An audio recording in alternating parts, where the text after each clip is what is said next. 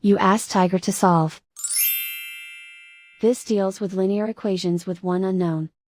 The final result is t equals 3 over 2. Let's solve it step by step. Swap sides.